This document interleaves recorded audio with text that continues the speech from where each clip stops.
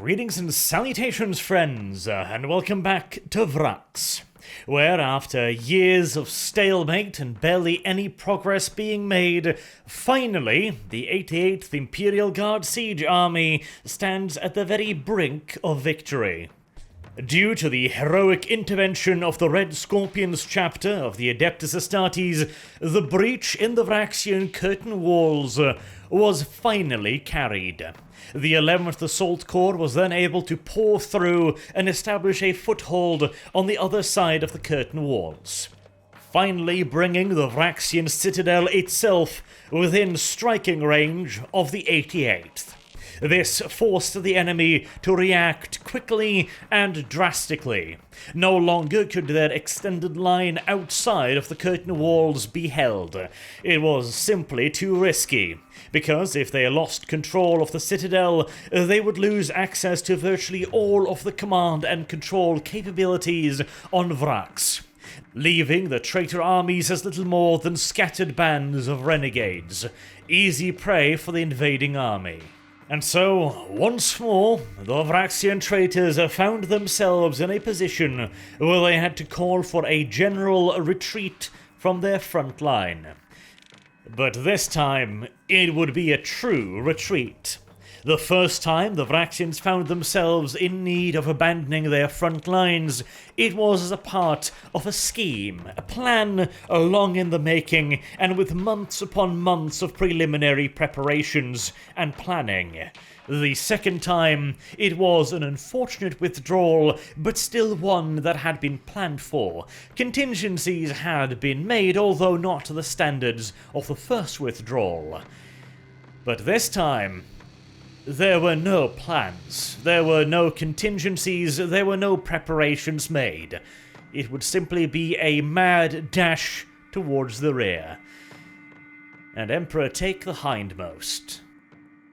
There was, however, one ray of sunshine in this rather dreary situation for the defenders. The Red Scorpions had arrived rather abruptly. They had also made their plans in secret, not feeling the need to consult overmuch with the Death Corps of Krieg or Marshal Kagori. And when their plans were presented to everyone else involved, they expected those plans to be executed immediately and without delay. This, of course, had its advantages. The poor defenders had no way of knowing what was coming, and were caught completely by surprise when the Red Scorpions launched a blitzkrieg-style assault upon the breach, seizing it, reinforcing it, and fortifying it, all before the Vraxians really knew what had hit them. And this element of surprise, combined with the overwhelming might of the God Emperor's Astartes, was no small portion of why the plan had been a success in the first place. But it also meant that there was precious little time, if any, for Marshal Kagori to marshal the rest of his forces. As such, there was no grand plan on behalf of the 88th Imperial Guard Siege Army as a whole to exploit the situation created by the seizing of the breach point. The various line corps were not ready for a general offensive. They were not prepared to increase the intensity of their forward maneuvers to catch a retreating enemy, and the other assault corps also was not prepared to initiate a rapid pursuit of the enemy. This meant that whilst the Vraxians had to retreat in an unorganized, pell-mell fashion, the Death Corps' pursuit of the retreating Vraxians was just as unorganized and poorly executed. And so, once again, the Vraxian defenders managed to slip away out of the grasp of their Imperial pursuers. This had been yet another chance to end the war on Vraks in one swift, decisive blow, but unfortunately, the nature of the intervention that had finally broken open the breach, the very cause for the retreat in the first place, was of the Astartes variant, and the God Emperor's angels rarely feel the need to inform their mortal brethren about the peculiarities of their commitments. It is, however, hard to criticize the Scorpions overmuch. They had managed to achieve something that the 88th had not. They had taken the army one step closer to victory, and one could hardly deny the fact that they did, at the moment, appear to have been the decisive factor. So what if the victory had not been as overwhelmingly one-sided as it could have been? So what if it had not ended the war in one fell stroke? It had, after all, secured victory. Or so, at least, Marshal Kagori thought. Just as a frightened and distraught-looking young aide rushed into his office and informed the Marshal that he had a visitor waiting to see him. As you can probably imagine, this is somewhat unusual. You, generally speaking, don't just wander into the audience hall of an Imperial High Commander, especially not in the middle of an active campaign, various security threats and whatnot. And yet, this guest had not only found himself rather suddenly in the audience chamber, he had also done so without the Marshal receiving any kind of advanced notification. The Marshal was not expecting visitors, and again, Lord Marshals tend to get updated on whether or not they have somebody they need to meet during any given day. And so, naturally somewhat perplexed, the Marshal inquired of his aide who precisely this person was, and by what right he thought he could enter into an Imperial General Headquarters and demand to see the man in charge. The envoy, clearly quite uncomfortable with the whole situation, informed the Marshal that the visitor claimed to be a representative of the Emperor's Most Holy Inquisition, and that he did not expect to be kept waiting. I can only imagine that Marshal Arnim Kagori's face at that moment must have been a most peculiar mix of incredulity, confusion, and probably just a hint of fear as well. The God Emperor's Most Holy Inquisition is not known for making social calls, and so if an Inquisitor had showed up at his doorstep unannounced, that probably meant that something rather serious was going on. The Marshal was also a bit worried because he knew that the Inquisition had been in opposition to him taking command of the siege of Vraks. And whilst the God Emperor's Inquisition usually tries to play nice with the other major power brokers of the Imperium, it was certainly possible that they had simply gotten sick of him and had come to ensure that the position at Imperial General Headquarters was vacated by any means necessary. Now, of course, such a one-sided and marginally hostile action would be viewed with some disdain by the Adeptus Ministorum and Administratum, but that didn't mean that it wasn't well within the Inquisition's power. And so it was an undoubtedly nervous Marshal Kagori that hastened to the audience hall next to his equally, if not even more so nervous adjutant. And when they entered the room, I doubt their nerves settled any further, as they entered into a most unique gathering. There were several apparently feral warriors filling the room, adorned with various primitive tribal fetishes. And even more frightening was the sickly, emaciated man, clad in heavy, billowing robes, standing in the middle of the room. The man whom all the massively muscled barbarian warriors took care to stay at least 5 steps away from at any given time. And concealing the empty eye sockets of the thin man was a pure white piece of cloth with a golden aquila embroidered onto it. If there had been any doubt, then that last item of clothing removed all of it. This was a high-ranking Imperial astropath, a member of the Navis Nobilitae and one of its upper echelons, an organization that rivaled even the Administratum for power within the Imperium. And the worst part was that he was clearly not the most powerful individual in the room. If Kogori had had any doubts as to the veracity of his aide's claim that an Imperial Inquisitor was waiting for him, the sight of this man would remove it instantly. And I say man because it was hard to consider him a mere mortal. He towered head and shoulders above even the massively muscled barbarians who made up his entourage. The Inquisitor had the physique of a space marine. He was wearing magnificently tailored clothing, all shimmering silks and threaded gold trimmed with brilliantly white fur. And yet, for all of the apparent quality, the ensemble looked almost comical on him, his colossal physique seemingly threatening to burst out of his finery even as he stood at rest, like a giant of myth encapsulated in a gossamer-thin web of civility. The giant had to lean forward to proffer a hand the size of a dinner platter towards the Marshal for him to shake.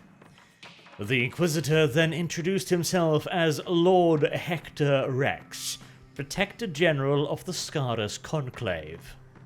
And if the good Marshal was not currently preoccupied wondering whether or not the monster would now crush his hand and proceed to behead him in his own audience chamber, he may have noticed a couple things there.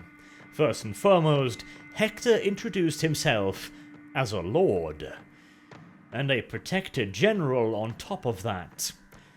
Marshal Kogori's elevated position might have allowed him some knowledge of the inner workings of the Inquisition, or at the very least, their rank structure.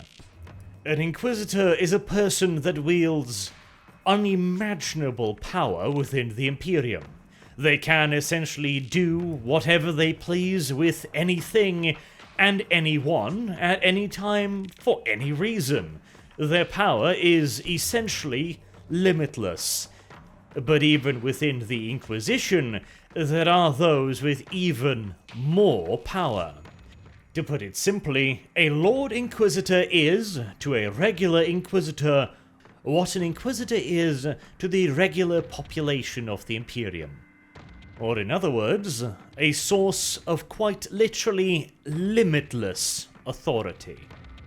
And his second title, that of Protector General of the Scarus Conclave, means that even amongst other Lord Inquisitors, he is the supreme authority on all matters of a military nature within the Scarus sector. This all means that, right now, Marshal Kogori, whether he was aware of it or not, was shaking hands with quite literally the most powerful man in the entire sector. Which naturally begs the question, what was he doing here? And that is where the bad news really started to come pouring forth. Hector was indeed not on a social call. He was here to subsume the 88th Imperial Guard Siege Army into the Ordo Malus. This, he stated, was an unavoidable necessity, since both the army and the entire planet was in dire peril. Something that must have confused the Marshal a little bit, because according to his charts and battle plans, the 88 was doing better than in a long time. They had once again managed to encircle the enemy's armies with their backs to the deep gorges. And with the enemy being forced to retreat hurriedly and in an almost panicked fashion to reinforce the remaining curtain walls and the citadel itself, the 88th had been able to make considerable gains and had even almost managed to push through the defenders and split them in half. Unfortunately, the forward momentum of the first line corps, which had appeared oh so promising to begin with, was starting to slow as they ran into yet further and tighter concentration of Nurgle forces. Additionally, the land they had to traverse was becoming more and more hostile. It was starting to resemble more and more the hellish landscape that the 30th Line Corps had had to cross to continue the advance. But, as of yet, the hope of splitting the enemy army completely in two was not yet lost. Death Rider and light armored patrols, both from the 1st Line Corps and the 34th Line Corps, were constantly trying to find weaknesses in the enemy's positions in an attempt to meet up with one another and facilitate a full breakthrough on the enemy's southern fronts. And the good news didn't stop there. The rapid advance had brought the 88th into striking range of several more underground armories. Whilst these armories were all fortified to resist attacks even from directly above them, they were now unable to gain further reinforcements from the citadel, or rely upon extra troops sallying out from the curtain walls to relieve them. The 88th decided that now that they had all the time in the world to deal with these underground fortresses, it was time for some vengeance. And after the failed break-in at Armory 5546, Imperial High Command was aware that most of the valuable equipment had either been used up or moved to the armories directly beneath the citadel itself. This meant that as far as Imperial General Headquarters was concerned, there was nothing but enemies within those bunkers. And this allowed the Death Corps engineers to partake in a particularly horrifying form of retribution. The Death Corps engineers, armed with welders, sealed shut all entrances to the bunkers, blasted open every ventilation shaft, and filled it with permacrete. And once the armory was completely sealed airtight, the engineers drilled a single hole in the permacrete down into one of the main ventilation shafts. They then slowly and carefully guided a specially constructed tube down the hole and began pumping the bunker full of TP3. The hundreds, if not thousands, of Vraxian defenders left in the underground bunker would all die, choking on their own blood as the highly corrosive gas filled every single nook and cranny of the underground armory. Even if the enemy sealed themselves shut behind massive blast doors, it was only a question of time, and a question of whether or not the defenders would run out of oxygen first, or if the TP3 would eat its way through the massive blast doors. Those with any wit left to do so would end themselves with their own weapons. Those too far gone, through insanity brought on by a worship of the ruinous gods, would be reduced slowly and painfully to nothing more than slag heaps of melted viscous flesh and bone. The Death Corps engineers had sworn their vengeance upon Underground Armory 5546, and they had most certainly got their vengeance.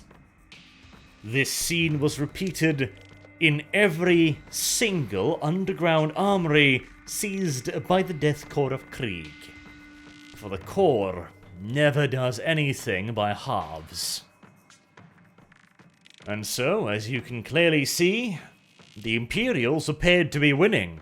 From where Marshal Kagori was standing, it appeared as if victory now was only a question of time, and not a whole lot of time either.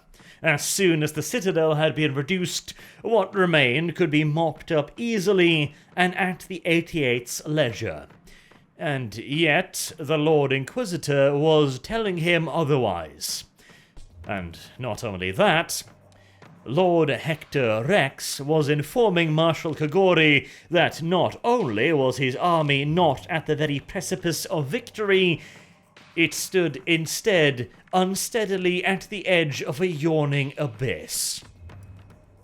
All of this was A bit much for the Marshal to take in all at once. But we, of course, know something that the Marshal does not. We know what was in the mind of Hector Rex. He had long now been consulting the Emperor's tarot, and consulting with his various seers, and attempting to read the ebbs and flows of potential futures. And everyone had arrived at the exact same conclusion. The Chaos Worshippers on Vraks was preparing for a ritual of near unprecedented scale. They were preparing to offer up the entire planet and everyone on it to the ruinous powers. And in so doing, they would quite literally pull the planet partially into the warp. In preparation for doing so, they would carry out several smaller rituals, including mass sacrifices and rituals of possession, where the citizenry of Vraks would be herded out into the streets and massacred in vast numbers so as to draw the gaze of the Densians of the warp. Demons would then be coaxed into possessing the still fresh corpses of the civilian population, and soon thereafter, hordes of demonic entities would roam the streets, ripping and tearing apart the rest of the civilian population, and offering them up as well to their ever-thirsting gods. And as a part of the preparation for this massive ritual, which would turn the entire citadel of Vraks into nothing so much as one vast charnel house with demons capering and dancing through the streets, the ruinous powers' more loyal servants would be offering their own bodies up for possession as well. As if hordes of traitor legionnaires were not bad enough, the Imperials would soon have to face possessed Chaos Space Marines.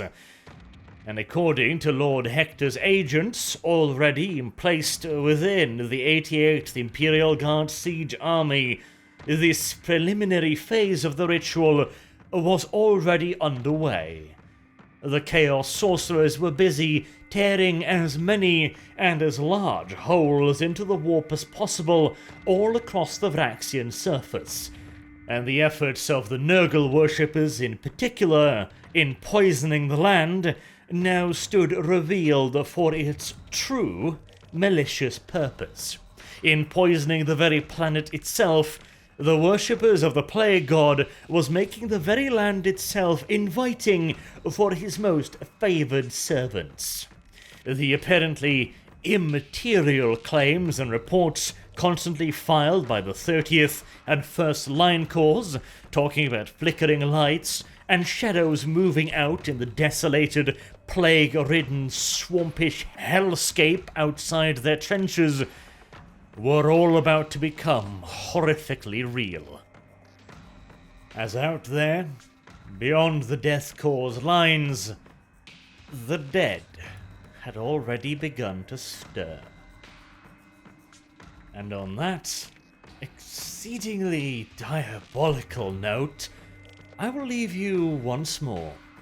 We're on the home stretch now, boys, as the next episode will be the first in the third and final book about the war on Vraks. It has been a massive series so far, and yet the final showdown and end to the siege is yet just ahead of us. Until next time, I've been Arch. Thank you all very much for watching, and I hope to see you all again soon. Until then, have a good day.